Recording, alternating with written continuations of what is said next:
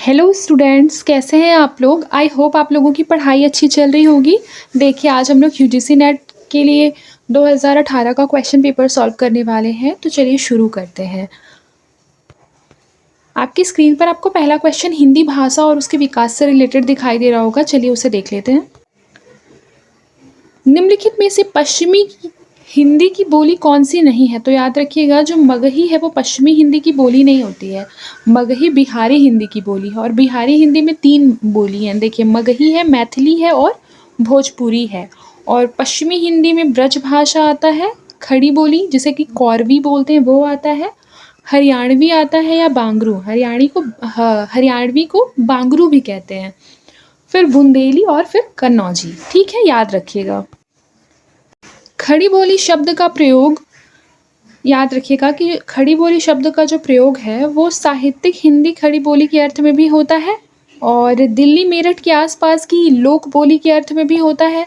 उसके अलावा खड़ी बोली का उद्भव सौर सेनी अपभ्रंश के उत्तरी रूप से भी हुआ है। ठीक है, और यहाँ लिखा है कि खड़ी बोली में लोक साहित्य बिल्कुल नहीं है। तो ये बहुत एक्सट्रीम सेंटेंस है। तो इस तरह के सेंटेंस मैंने आपको बताया ट्रिक्स और टिप वाली क्लास में कि ये रॉन्ग है। ठीक है, तो अगर हम डी को रॉन्ग कर देते हैं, तो अगर डी को रॉन्ग करने के बाद एलिमिनेट करके ही हमारा आंसर ऑप्शन नंबर सी निकल जाता है।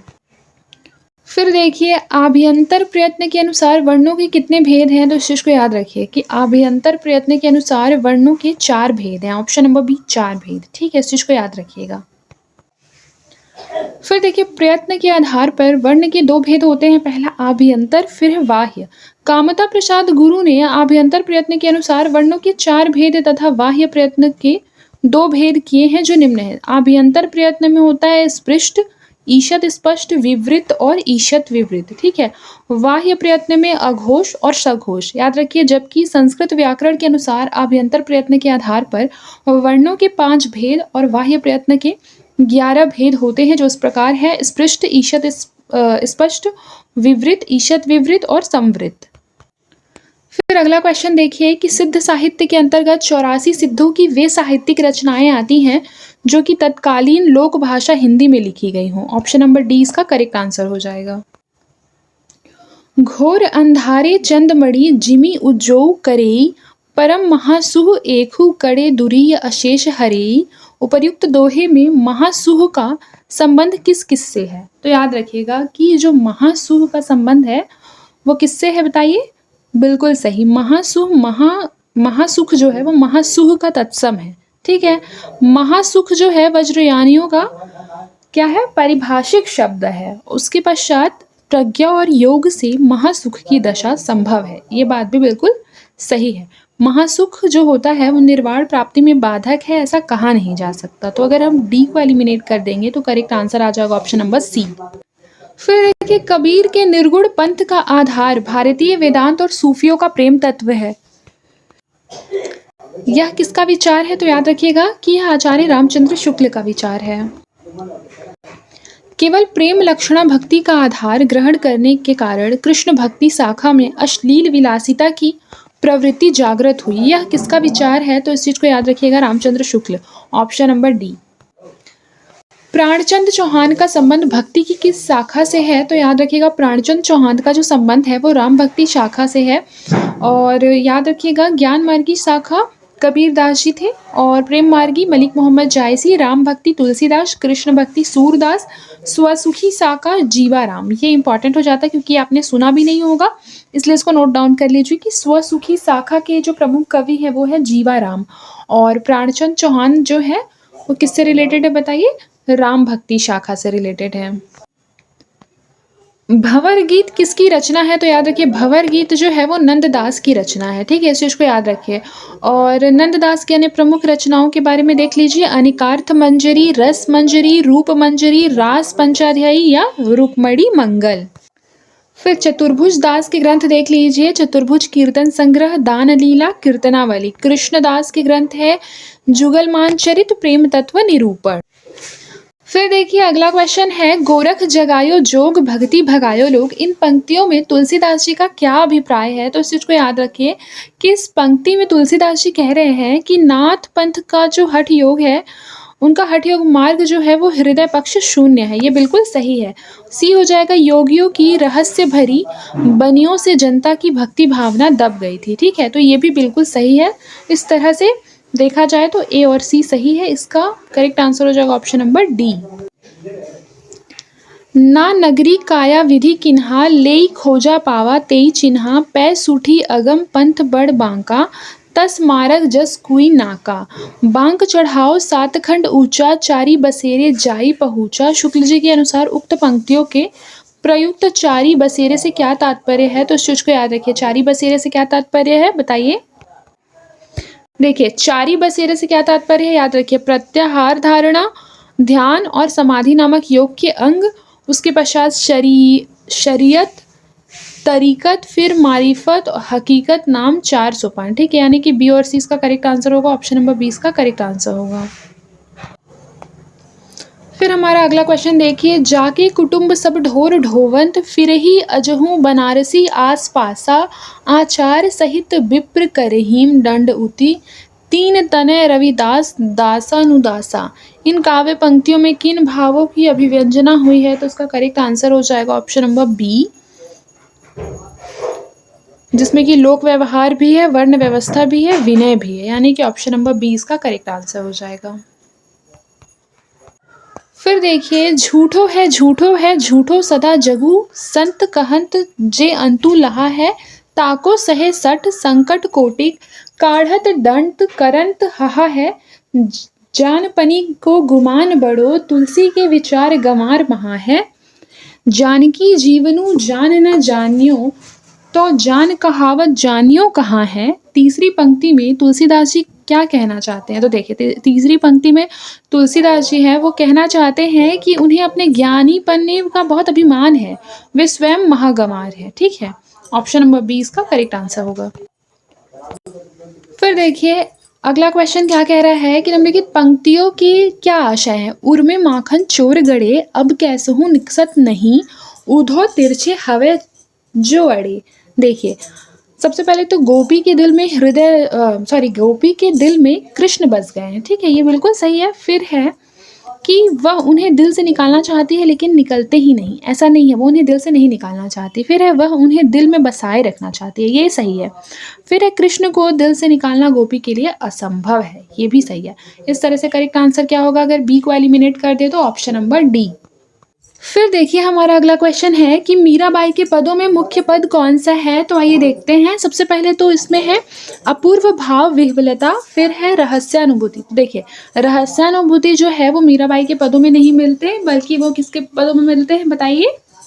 आधुनिक मीरा किसे कहा जाता है? महादेवी वर्मा। महादेवी वर्मा के पदों में रहस्यानुभूति मिलती है। ठीक है, फिर मीराबाई के पदों में आत्मसमर्पण की भावना मिलती है कृष्ण के प्रति, भगवद विरह की पीड़ा भी मिलती है, यानी कि ए सी डी करेक्ट आंसर होगा। कौन से ऑप्शन में है? ऑप्शन नंबर बी में। फिर देखिए, राजनीतिक रूप से रीतिकाल मुगलों के शासन के वैभव के चरमोत्कर्ष के बाद उत्तरोत्तर ह्रास और पतन का युग है। ऑप्शन नंबर डी इसका करेक्ट आंसर होगा।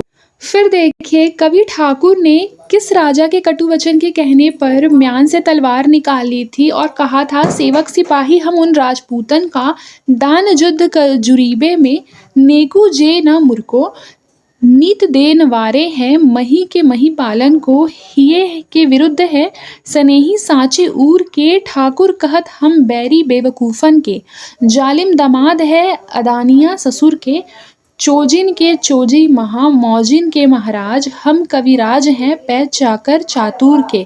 इसका correct answer option number A हो जाएगा, अनूपगिरी उर्फ हिम्मत बहादुर। फिर अगला क्वेश्चन है कि रीति मुक्त कविता की क्या क्या विशेषताएं हैं? बताइए, क्या विशेषताएं हैं रीति मुक्त कविता की? देखिए, यह आंतरिक अनुभूतियों का काव्य है, ये बात सही है। यह मूलतः आत्म प्रधान और व्यक्तिगत होता है, ये भी सही है। यह सभी प्रकार की रूढ़ियों से मुक्त है। क्या ऐसा हो सकता है कि सभी प्रकार की रूढ़ियों से मुक्त कोई कविता हो सकती है? नहीं, रीति मुक्त कविता ऐसी नहीं थी, यानी कि ऑप्शन नंबर सी को अगर हम एलिमिनेट कर देंगे तो हमारा करेक्ट आंसर आ जाएगा ऑप्शन नंबर ए। ठीक है, आज रात इससे परदेसी चल कीजिए विश्राम यही जो कुछ वस्तु कुटी में मेरे ग्रहण संकोच नहीं। इस काव्य पंक्तियों की रचनाकार कौन है? याद रखिएगा, इस पंक्तियों की रचनाकार श्रीधर पाठक। देखिए इस क्वेश्चन को यहाँ पे देखिए कि 1886 में, देखिए 1886 ईस्वी में श्रीधर पाठक द्वारा गोल्ड स्मिथ की रचना हर्मिट का खड़ी बोली में अनुवाद एकांतवासी नाम से किया गया है। एकांतवास योगी, ठीक है, किसका? हर्मिट का खड़ी बोली में अनुवाद एकांतवास योगी के नाम से किसने किया था? श्रीधर पाठक ने। यह पंक्तियां इसी रचना से अवतरित की गई हैं, ठीक है। और शेष अन्य तीनों के नाम है अंबिका दत्त व्यास, रामनरेश त्रिपाठी, हरिऔध। ये सब करेक्ट आंसर नहीं है। फिर देखिए, किंसुक पूंज से फूली रहे सू लगी उर्दौ जु वियोग तिहारे, मातो फिरे न घिरे अबलानी पै जान मनोज यो डारत मारे, हवे अभिलाषिनी पात निपात कढ़े हिय शूल उनसा सनी डारे, है पतझार बसंत दूहू घन आनंद एक ही बार हमारे। इन पंक्तियों में भावाभिव्यंजना के कौन कौन से रूप व्यक्त हुए हैं? तो इसका करेक्ट आंसर हो जाएगा उक्ति वैचित्र्य, उक्ति चमत्कार और उक्ति विपर्यय, ठीक है। इस तरह से करेक्ट आंसर हो जाएगा ऑप्शन नंबर बी। निम्नलिखित में से किसका संबंध जो है वो सच्चिदानंद हीरानंद वात्स्यायन अज्ञेय से है? तो उसका करेक्ट आंसर हो जाएगा आत्मचेतस बावरा अहेरी, जापानी लोक कथा का रचनात्मक उपयोग। तो इस तरह से इसका करेक्ट आंसर हो जाएगा ऑप्शन नंबर डी, ए सी डी, ए सी डी। इसका संबंध जो है सच्चिदानंद हीरानंद वात्स्यायन अज्ञेय से है। बर्बरता की पहली सीढ़ी से सभ्यता की अंतिम सीढ़ी तक युद्ध मनुष्य जाति का साथ देता आया है, यह कथन किस निबंध से उद्धृत है? तो याद रखिए इसका करेक्ट आंसर हो जाएगा युद्ध और नारी। निम्नलिखित में से किस कहानी में अति व्यस्त कामकाजी आदमी की असंतुष्ट पत्नी को विषय वस्तु बनाया गया है? इसका करेक्ट आंसर हो जाएगा ऑप्शन नंबर ए, ग्रामोफोन का रिकॉर्ड। निम्नलिखित में से किस उपन्यास में रईस साहूकार मदन मोहन की अंग्रेजी सभ्यता की नकल और अपव्यय की कथा है? तो याद रखिए परीक्षा गुरु। परीक्षा गुरु जो है, देखिए परीक्षा गुरु जो है वो लाला श्रीनिवास दास द्वारा लिखित उपन्यास है और याद रखिएगा इसका जो प्रकाशन वर्ष है वो 1882 है, ठीक है, इस चीज को याद रखिएगा। जबकि नूतन ब्रह्मचारी उपन्यास बालकृष्ण भट्ट का है, आदर्श दंपत्ति ये लज्जाराम का है और प्रणयिनी परिणय ये किशोरलाल गोस्वामी जी का है। पंडदत्त जयशंकर प्रसाद के किस नाटक का पात्र है? तो याद रखिए जो पंडदत्त है वो स्कंदगुप्त का पात्र है, इस चीज को याद रखिएगा। और इस चीज को भी याद रखिए जो स्कंदगुप्त है वो 1928 में प्रकाशित हुआ था। फिर देखिए कल्याणी परिणय, कल्याणी परिणय जो है इसके प्रमुख पात्र हैं कल्याणी, चंद्रगुप्त सिल्यूकस, राज्यश्री है हर्ष, चीनी यात्री हेनसांग। स्कंदगुप्त का है पृथ्वी सेन, भट्टार्क, बंधु वर्मा, महादंड नायक, पुरुगुप्त और स्कंदगुप्त। अजात शत्रु का क्या है? मगध, कौशल और कौशाम्बी के 3 परिवार अजात शत्रु, ठीक है, ये बहुत इंपॉर्टेंट है, इसको याद रखिएगा। हिंदी साहित्य 20वीं शताब्दी आलोचना ग्रंथ के लेखक कौन है? तो याद रखिएगा नंद दुलारी वाजपेयी, ऑप्शन नंबर 20 का करेक्ट आंसर हो जाएगा। फिर देखिए अगला क्वेश्चन है कि कौन कौन से प्रेमचंद की कहानियों के पात्र हैं? तो लहना सिंह उसने कहा का पात्र है, फिर पंडित बुद्धिराम है, अमीना है, सुनंदा नहीं है। इस तरह करेक्ट आंसर हो जाएगा ऑप्शन नंबर ए। देखिए यहाँ पे बहुत इंपॉर्टेंट है ये, पंडित बुद्धिराम जो है बूढ़ी काकी कहानी का पात्र है, याद रखिएगा। अमीना ईदगाह और लहना सिंह उसने कहा था, ठीक है। चंद्रधर शर्मा गुलेरी जी का जो है सुनंदा पत्नी जैनेन्द्र, इस चीज को याद रखिएगा।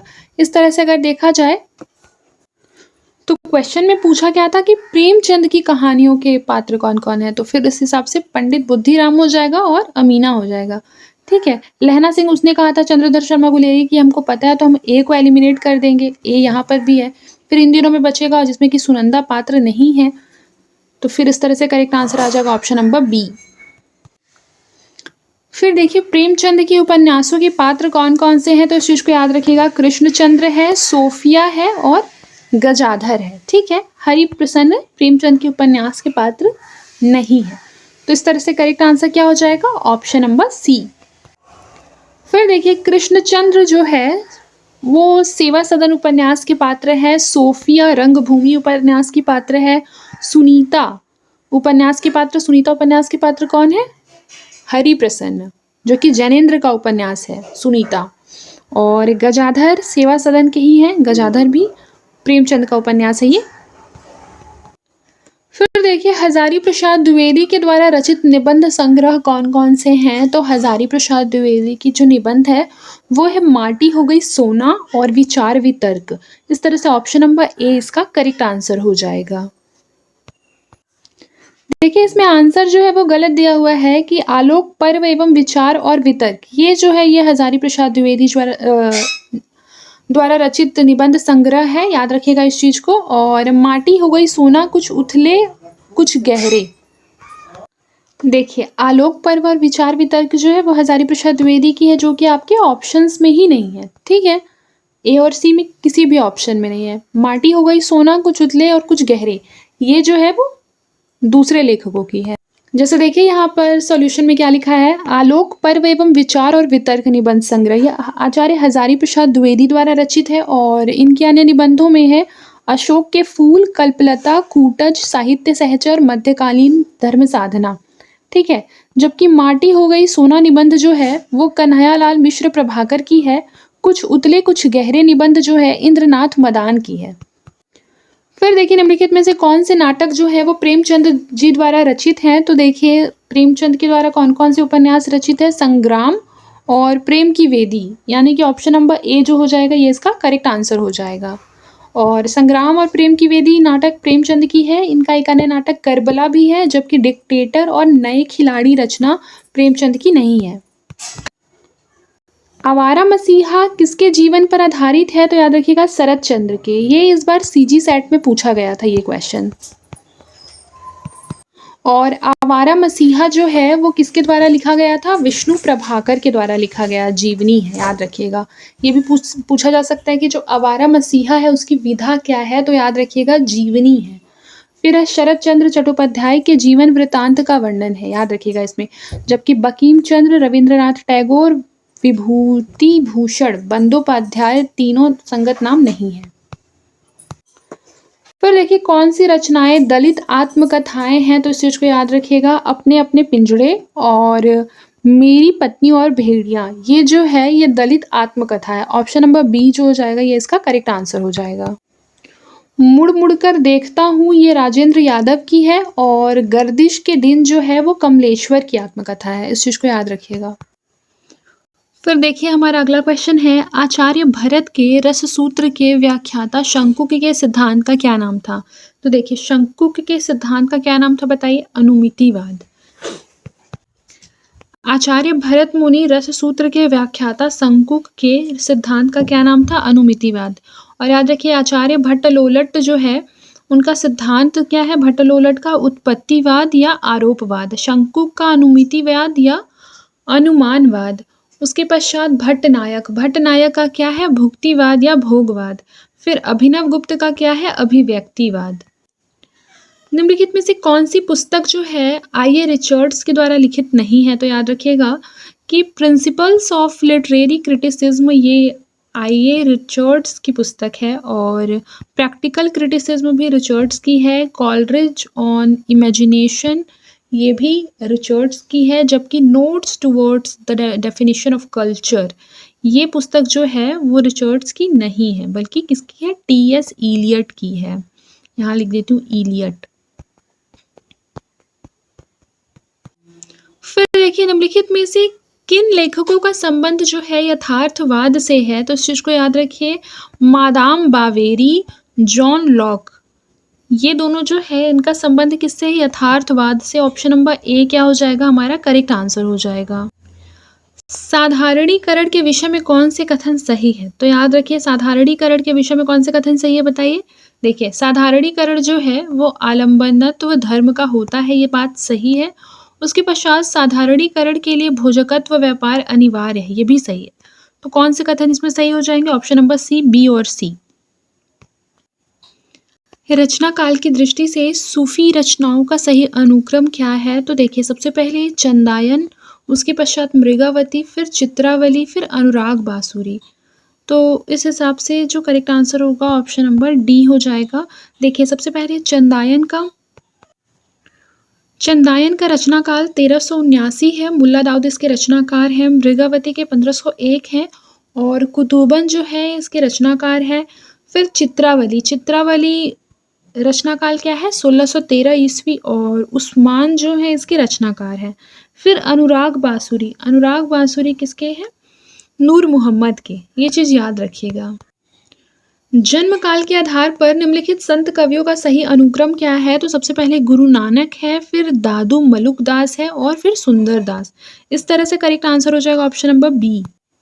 देखिए, गुरु नानक का जो जन्म था वो 1669 ईस्वी में हुआ था, 1469 में हुआ था। दादू दयाल का 1544 ईस्वी में हुआ था। मलुक दास का 1574 में हुआ था। सुंदर दास का 1596 में हुआ था। इस चीज़ को याद रखिएगा। फिर आइए फिर अगला क्वेश्चन देखते हैं। अगला क्वेश्चन क्या कह रहा है? जन्म काल के अनुसार निम्नलिखित रीति ग्रंथकारों का सही अनुक्रम। सबसे पहले देखिए भूषण, फिर जसवंत सिंह, फिर देव, फिर सूरती मिश्र। इस तरह से करेक्ट आंसर इसका ऑप्शन नंबर बी होगा। जन्म काल के आधार पर रीति ग्रंथकारों का सही अनुक्रम क्या है? तो देखिए भूषण, भूषण का जन्म काल 1613 ईस्वी, जसवंत सिंह का 1626 ईस्वी, देव 1675 ईस्वी, सूरती मिश्र 1709 ईस्वी। ठीक है, इस चीज को याद रखिएगा। देखिए, जन्म काल के अनुसार निम्नलिखित कवियों का सही अनुक्रम पूछा है तो याद रखिएगा। सबसे पहले श्रीधर पाठक का जन्म हुआ था, फिर अयोध्या सिंह उपाध्याय, फिर उसके बाद गया प्रसाद शुक्ल स्नेही, उसके बाद राम नरेश त्रिपाठी, यानी ऑप्शन नंबर ए इसका करेक्ट आंसर होगा। फिर श्रीधर पाठक का जन्म काल 1859 है, अयोध्या सिंह उपाध्याय हरिऔध का 1865 है, गया प्रसाद शुक्ल स्नेही 1883 है और राम नरेश त्रिपाठी 1889 है। प्रकाशन काल के अनुसार निम्नलिखित रचनाओं का सही अनुक्रम क्या है? तो देखिए, सबसे पहले यशोधरा, फिर कामायनी, कनुप्रिया और उर्वशी, यानी कि ऑप्शन नंबर बी जो हो जाएगा ये इसका करेक्ट आंसर हो जाएगा। यशोधरा का प्रकाशन काल 1932 है, मैथिली शरण गुप्त जो है इसके रचनाकार हैं। कामायनी 1935 है और जयशंकर प्रसाद जी इसके रचनाकार हैं। कनुप्रिया, कनुप्रिया किसके हैं? 1959 ईस्वी इसका प्रकाशन काल है और धर्मवीर भारती इसके रचनाकार हैं। उर्वशी 1961 है और रामधारी सिंह दिनकर जो है इसके रचनाकार हैं। प्रकाशन काल की दृष्टि से हरिवंश राय बच्चन की रचनाओं का सही अनुक्रम क्या है? तो सबसे पहले निशा निमंत्रण है, फिर मिलन यामिनी है, प्रणय पत्रिका है, जाल समेटा, यानी ऑप्शन नंबर डी जो हो जाएगा ये इसका करेक्ट आंसर हो जाएगा। देखिए, निशा निमंत्रण का प्रकाशन काल जो है 1938 है। मिलन यामिनी का प्रकाशन वर्ष क्या है? 1950। प्रणय पत्रिका का 1954, जाल समेटा का 1959। प्रकाशन वर्ष के अनुसार निम्नलिखित कविताओं का सही अनुक्रम क्या है? तो सबसे पहले प्रलय की छाया, फिर मधुबाला, फिर असाध्य वीणा और पटकथा, यानी कि ऑप्शन नंबर सी क्या हो जाएगा ये इसका करेक्ट आंसर होगा। देखिए, प्रलय की छाया इसका प्रकाशन वर्ष क्या है? 1925 और कवि कौन से हैं इसके?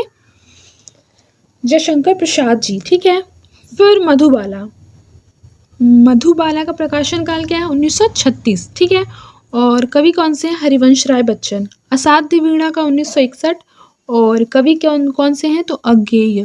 फिर है पटकथा 1972 ईस्वी। ठीक है, सुदामा पांडेय धूमिल ये इसके कवि हैं, इस चीज को याद रखिएगा। फिर है प्रकाशन वर्ष के अनुसार निम्नलिखित उपन्यासों का सही अनुक्रम देखिए। सबसे पहले दिव्या, फिर जहाज का पंछी, फिर अमृत और विष, फिर है पहला पड़ाव। दिव्या का प्रकाशन वर्ष 1945 है और यह यशपाल के द्वारा लिखा गया उपन्यास है। जहाज का पंछी 1954 है और याद रखिएगा ईलाचंद्र जोशी के द्वारा लिखा गया उपन्यास है। और अमृत और विष अमृतलाल नागर का है। पहला पड़ाव श्रीलाल शुक्ल का है। फिर देखिए, प्रकाशन वर्ष के अनुसार कहानियों का सही अनुक्रम क्या है? सबसे पहले एक टोकरी भर मिट्टी, फिर उसने कहा था, फिर राजा निर्बंसिया, फिर परिंदे, ऑप्शन नंबर डी इसका करेक्ट आंसर।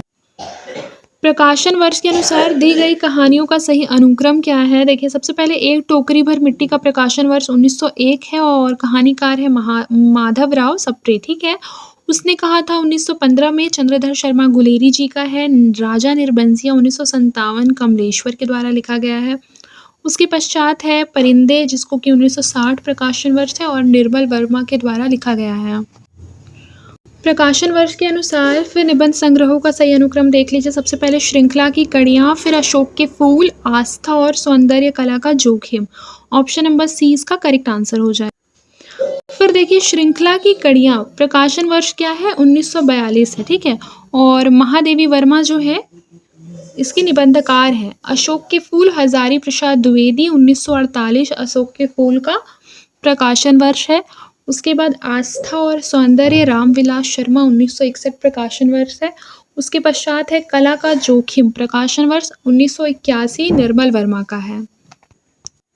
फिर देखिए प्रकाशन वर्ष के अनुसार जीवनी परक ग्रंथों का सही अनुक्रम बताना है। तो याद रखिए सबसे पहले कलम का सिपाही, उसके बाद कलम का मजदूर, फिर आवारा मसीहा और फिर उसके बाद व्योमकेश दरवेश, यानी ऑप्शन नंबर डी इसका करेक्ट आंसर होगा। जैसे देखिए कलम का सिपाही का प्रकाशन वर्ष जो है वो 1962 है। ठीक है, इस चीज़ को याद रखिए, कलम का सिपाही 1962 और अमृत राय जो हैं वो इसके ग्रंथकार हैं। फिर है कलम का मजदूर, कलम का मजदूर लिखा है 1964 ईस्वी में, ये प्रकाशन वर्ष है इसका, और मदन गोपाल ने। आवारा मसीहा विष्णु प्रभाकर ने लिखा है, ये काफ़ी रिपीटेड होता है, PYQs में बहुत बार पूछा जाता है। ठीक है, देखिए आवारा मसीहा जो है वो विष्णु प्रभाकर की है और 1974 इसका प्रकाशन वर्ष है। उसके पश्चात व्योमकेश दरवेश जो है 2010 में इसका प्रकाशन वर्ष है और विश्वनाथ त्रिपाठी जो है इसके ग्रंथकार हैं। देखिए प्रकाशन वर्ष के अनुसार सुरेंद्र वर्मा के नाटकों का सही अनुक्रम सबसे पहले सेतुबंध, उसके बाद 8वां सर्ग, फिर एक दूनी एक, रति का कंगन, यानी कि ऑप्शन नंबर सी इसका करेक्ट आंसर हो जाएगा। सबका प्रकाशन वर्ष एक बार याद कर लेते हैं। सेतुबंध नाटक का जो प्रकाशन वर्ष है वो 1972 है, 8वां सर्ग 1976 है, एक दूनी एक का 1987, रति का कंगन 2010 है। प्रकाशन वर्ष के आधार पर निम्नलिखित आलोचनात्मक कृतियों का सही अनुक्रम क्या है? सबसे पहले हिंदी साहित्य का आदिकाल, कवि सुमित्रा नंदन पंत, मिथक और साहित्य, भारतीय सौंदर्य बोध और तुलसीदास, यानी कि ऑप्शन नंबर बी क्या हो जाएगा, करेक्ट आंसर हो जाएगा। प्रकाशन वर्ष के आधार पर आलोचनात्मक ग्रंथ एवं प्रकाशन वर्ष के लेखक का नाम है। हिंदी साहित्य का आदिकाल, इसके हिंदी साहित्य का आदिकाल का जो प्रकाशन वर्ष है वो 1952 है और हजारी प्रसाद द्विवेदी जो है उसके लेखक हैं। कवि सुमित्रा नंदन पंत एक आलोचनात्मक ग्रंथ है जो कि नंद दुलारे वाजपेयी ने लिखा था। उसके पश्चात मिथक और साहित्य डॉक्टर नगेंद्र का है। भारतीय सौंदर्य बोध और तुलसीदास रामविलास शर्मा का है। आचार्य नंद दुलारे वाजपेयी की आलोचनात्मक कृतियों का सही अनुक्रम सबसे पहले देखिए, सबसे पहले जयशंकर प्रसाद जी, उसके पश्चात आधुनिक साहित्य, फिर कवि निराला, उसके बाद नई कविता, यानी ऑप्शन नंबर 20 का करेक्ट आंसर हो जाएगा। देखिए जयशंकर प्रसाद का जो प्रकाशन वर्ष है जो कि एक आलोचनात्मक कृति है, जयशंकर प्रसाद नंद दुलारे वाजपेयी की, उसका प्रकाशन वर्ष है 1940। उसके पश्चात आधुनिक साहित्य 1950, कवि निराला 1965, नई कविता 1973। कालक्रम की दृष्टि से निम्नलिखित आचार्यों का सही अनुक्रम क्या है? तो देखिए वामन, फिर कुंतक, फिर मम्मट, फिर विश्वनाथ, यानी ऑप्शन नंबर ए इसका करेक्ट आंसर होगा। देखिए जो आचार्य वामन है वो 8वीं शताब्दी में आए थे, कुंतक 10वीं शताब्दी, मम्मट 11वीं, विश्वनाथ 14वीं शताब्दी। निम्नलिखित बोलियों को उनके क्षेत्रों के साथ सुमेलित कीजिए। सबसे पहले देखिए खड़ी बोली, खड़ी बोली बिजनौर से रिलेटेड है। ब्रज भाषा आगरा में बोली जाती है। बांगरू करनाल में बोली जाती है। उसके बाद अवधी सुल्तानपुर में बोली जाती है, सुल्तानपुर। इस तरह से जो ऑप्शन नंबर बी होगा ये इसका करेक्ट आंसर होगा। फिर देखिए अवहट्ट कीर्तिलता, उसके बाद ब्रज भाषा, भंवर गीत, अवधि का मधुमालती, खड़ी बोली प्रिय प्रवास। इस तरह से ऑप्शन नंबर डी इसका करेक्ट आंसर है। फिर निम्नलिखित पंक्तियों को रचयिताओं से मैच करना है, आइए देखते हैं। सबसे पहले नगर बहिरे डोंबी तोहरी कुड़िया छाई, इसके है कढ़पा। उसके पश्चात कां तरुअर पंच बिड़ाल, इसका है लुहीपा। उसके बाद कड़ुआ बोल न बोलिस नारी, इसका है नरपति नाल। उसके पश्चात मोरा जोबना नवेलरा भयो है गुलाल, इसके है Khusro. Option number A correct answer होगा इसका। फिर अगला क्वेश्चन देखिए, ओनई घटा परि जग छाहा, ये इसका जायसी हो जाएंगे। उसके पश्चात आवत जात पनहिया टूटी, इसका कुंभन दास हो जाएगा। फिर अति मलिन वृषभानु कुमारी, इसका सूरदास। उसके पश्चात है कीरति भनीति भूति भल सोई, इसका कौन है बताइए? बिल्कुल सही, इसका है तुलसीदास जी। इस तरह से ऑप्शन नंबर डी। फिर आइए देखते हैं अद्वैतवाद। अद्वैतवाद के रैदास हैं, उसके पश्चात विशिष्टाद्वैतवाद के तुलसीदास जी हैं, प्लस शुद्धाद्वैतवाद के कुंभन दास जी हैं और सखी संप्रदाय के हरिदास जी हैं।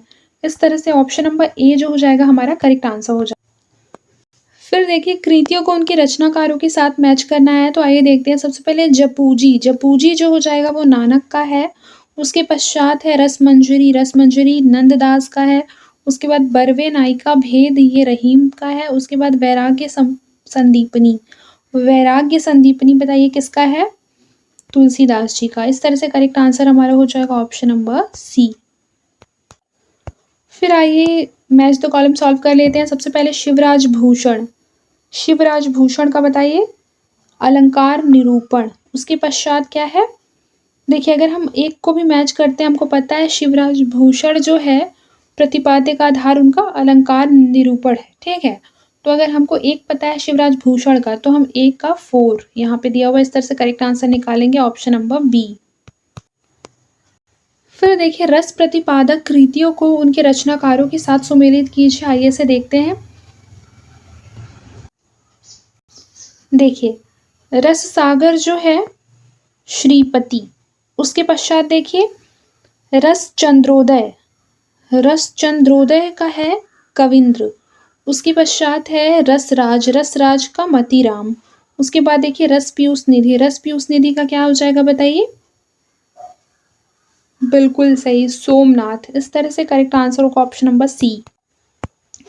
देखिए ये क्वेश्चन इजी है और ये जो स्टेटमेंट है वो बार बार रिपीट भी होते हैं एग्जाम में। लिखा है दुखी जीवन की कथा रही, क्या कहूँ आज जो नहीं कही। ये किसका है? निराला जी का है। बिल्कुल सही। उनके जीवन में काफ़ी उन्होंने उतार चढ़ाव देखे थे, उनका वर्णन इन्होंने किया है इस काव्य में। देखिए मैं दिन को ढूंढ रही हूँ जुगनू की उजियाली में, मन मांग रहा है मेरा सिकता हीरक प्याली में। इसका जो करेक्ट आंसर हो जाएगा ये हो जाएगा महादेवी। फिर उसके बाद है रोज सवेरे मैं थोड़ा सा अतीत में जी लेता हूँ, क्योंकि रोज शाम को थोड़ा मैं भविष्य में मर जाता हूँ। ये किसने लिखा है बताइए? ये अज्ञेय का है। फिर उसके बाद है बिखरी अलके ज्यों तर्क जाल, वह विश्व मुकुट सा उज्ज्वलतम, शशि खंड सदृश सा स्पष्ट भाल। ये किसका है?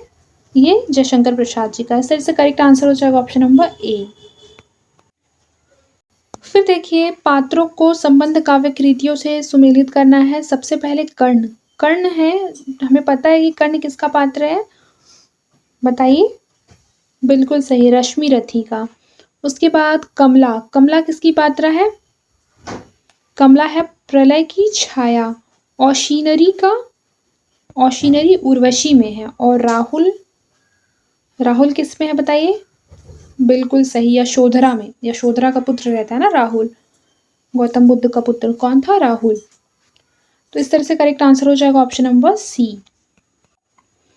फिर देखिए कवियों को रचनाओं से मैच करना है। सबसे पहले अज्ञेय। अज्ञेय की जो रचना है पहले मैं सन्नाटा बुनता हूँ ये है, ठीक है। फिर उसके बाद देखिए फिर लिखा है बच्चन। बच्चन का है सतरंगिणी। उसके बाद देखिए रघुवीर सहाय। रघुवीर सहाय का है सीढ़ियों पर धूप में। सुमित्रा नंदन पंत जी का क्या है? कला और बूढ़ा चांद। इस तरह से इसका करेक्ट आंसर हो जाएगा ऑप्शन नंबर सी। फिर देखिए निम्नलिखित कहानियों को उनके संबंध पात्रों के साथ सुमेलित करना है। तो सबसे पहले आकाशदीप का जो पात्र है वो बुद्धगुप्त है। चंदा और बुद्धगुप्त ना, आपको पता होगा। फिर देखिए चंपा और बुद्धगुप्त। देखिए ए का 3 जो आकाशदीप का हमने बुद्धगुप्त लगाया, ए का 3 एक से ही हमारा आंसर आ जा रहा है। इस तरह से ऑप्शन नंबर ए हमारा करेक्ट आंसर होगा। फिर देखिए उपन्यासों को उनके वर्ण विषय के साथ मैच करना है। तो देखिए सबसे पहले अजय की डायरी। अजय की डायरी का है विश्वविद्यालय की पृष्ठभूमि यानी कि ए का 4। उसके पश्चात देखिए अंतराल। अंतराल का क्या हो जाएगा? स्त्री पुरुष संबंधों में जटिलता। अंतराल में इसके बारे में बताया गया। बसंती में किसके बारे में बताया गया? तो बसंती में बताया गया है महानगरों में बसी गंदी बस्तियों का चित्रण। उसके बाद महाभोज। महाभोज में समकालीन राजनीतिक परिवेश के बारे में बताया गया है महाभोज में। ऑप्शन नंबर ए इसका करेक्ट आंसर हो जाएगा। फिर आइए फिर अगला क्वेश्चन देख लेते हैं। सबसे पहले कहनी अनकहनी, ये जो है धर्मवीर भारती की है। उसके पश्चात क्या हो जाएगा? गंधमादन, गंधमादन जो है कुबेरनाथ राय का हो जाएगा। जीप पर सवार इल्लियाँ, जीप पर सवार इल्लियाँ जो हो जाएगा ये किसका हो जाएगा? शरद जोशी का। उसके पश्चात है मिट्टी की ओर, मिट्टी की ओर का क्या हो जाएगा? रामधारी सिंह दिनकर। यानी कि इसका करेक्ट आंसर हमारा हो जाएगा ऑप्शन नंबर सी। फिर स्त्री पात्रों के संबंध नाटकों के साथ एक बार देख लीजिए। सबसे पहले उर्वी, उर्वी किसकी पात्र है बताइए? कौन से नाटक की पात्र है उर्वी? पहला राजा। और उसके पश्चात देखिए सुंदरी, सुंदरी है लहरों के राजहंस की। वेनुरति, वेनुरति सुंदरी। और देवसेना, देवसेना स्कंदगुप्त की। इस तरह से इसका करेक्ट आंसर क्या हो जाएगा बताइए? बिल्कुल सही, इसका करेक्ट आंसर होगा ऑप्शन नंबर सी। फिर लिखा है निम्नलिखित गद्य रचनाओं को उनके लेखकों के साथ सुमेलित कीजिए। देखिए सबसे पहले हम हशमत, हम हशमत जो हो जाएगा वो कृष्णा सोबती का हो जाएगा। उसके पश्चात देखिए बच्चन निकट से, बच्चन निकट से का क्या हो जाएगा? अजित कुमार। उसके बाद है माटी की मूर्तें, माटी की मूर्तें क्या हो जाएगा? राम वृक्ष बेनीपुरी। उसके पश्चात देखिए चीड़ों पर चांदनी, चीड़ों पर चांदनी का हो जाएगा निर्मल वर्मा। ऑप्शन नंबर 20 का करेक्ट आंसर हो जाएगा। फिर देखिए उत्तर संरचनावाद, उत्तर संरचनावाद जो है आचार्य हैं उसके लुई अल्थस्यूअर। उसके बाद यथार्थवाद के हैं जॉर्ज लुकाच। और स्वच्छंदतावाद के हैं रॉबर्ट बर्न्स। और उत्तर आधुनिकतावाद के हैं फ्रेडरिक जेम्सन। इस तरह से करेक्ट आंसर होगा ऑप्शन नंबर ए। आज के लिए बस इतना ही, मिलते हैं नेक्स्ट क्लास में। तब तक के लिए अपना ख्याल रखिए और मन लगाकर पढ़ाई करते रहिए।